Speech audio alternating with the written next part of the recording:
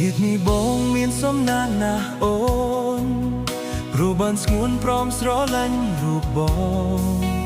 តែក្តីស្នេហ៍អាចនឹងប្រែសាយងងបើសិនបងមិនរក្សាចិត្តថ្លៃបងស្រឡាញ់អូនលុះថ្ងៃមកណាគ្មានអ្នកណាមកជំនួសរូបស្រីពីស្នេហាបានត្រឹមតែសំដីស្នេហ៍ភក្តីនៅមិនទាន់ច្បាស់ទេអូនមិនអាចមើលឃើញចិត្តបងបានឡើយមិនដឹងថាបងធ្លាប់បាត់គេអត់មាសមេចិត្តបងគ្មានប្រវត្តិធ្លាប់ខត់គេទេបងស្មោះស្នេហ៍មិនដែលប្រែចិត្តសាវា